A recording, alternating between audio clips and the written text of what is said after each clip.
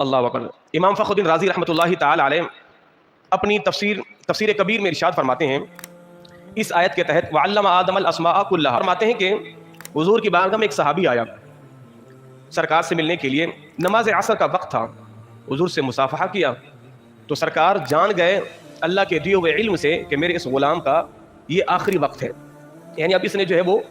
اپنی جان آفری کے سپرد کرنی ہے تو آخری وقت ہے۔ تو حضور نے اس سے فرمایا کہ میاں تیرا وقت تو بڑا قریب ہے، یعنی بس ابھی ہی آئے اسرائیل اور آپ کی روح قبض کر جائیں گے۔ تو وہ صحابی رضی اللہ تعالی عنہ حضور کی بارگاہ میں عرض کرتے ہیں یا رسول اللہ صلی اللہ تعالی علیہ وسلم، حضور پھر آپ مجھے بتائیں میں کیا کروں، کہ مجھے ایسا کام بتائیں کہ جس کام میں لگا ہوا ہوں اور میری روح قبض ہو جائے، آپ مجھے اس کام کی طرف میری رہنمائی فرمائیں۔ فرمایا ایسا کرو، وہ مجلس لگی ہوئی ہے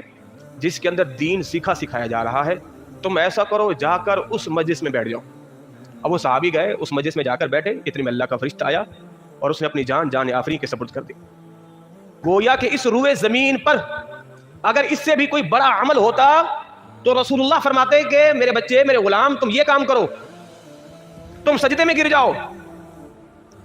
استغفار کرتے رہو، کھڑے ہو کے گراتے رہو نہ۔ گویا کہ رسول اللہ کی نظر میں کہ جو مجلس، جو عمل اللہ کو سب سے زیادہ محبوب ہے، گویا کہ جس مجلس میں میں اور آپ موت کی تمنا کریں، کیا ہے کہ جس کے اندر دین سیکھا اور سکھایا جا رہا۔ کتنی بہترین مجلس ہے، آپ بیٹھے ہوئے ہیں، ایک شخص آپ کو قرآن پڑھ کے بتا رہا ہے، آپ قرآن سیکھ رہے ہیں، آپ کو حدیث طیبہ سنائی جا رہی ہیں، آپ حدیث طیبہ سن رہے ہیں، آپ کو وضو کا طریقہ بتایا جا رہا ہے، نماز کا طریقہ بتایا جا رہا ہے، زندگی کے شب و روز اسلامی طور طریقے کے مطابق گزارنے کا طریقے بتایا جا رہے ہیں، آپ خاموشی سے ٹک ٹکی باندھ کے سن رہے ہیں، اتنے میں آپ کو موت آ گئی۔ وہ موت ساری موتوں سے قابل رشک ہے۔ وسلم نے ارشاد فرمایا، حضور کے سامنے دو آدموں کا ذکر ہوا، ایک عالم اور ایک عابد۔ حضور نے فرمایا کہ عابد پر عالم کی ایسی فضیلت ہے جیسی میری فضیلت تم میں سے کسی ادنا شخص پر۔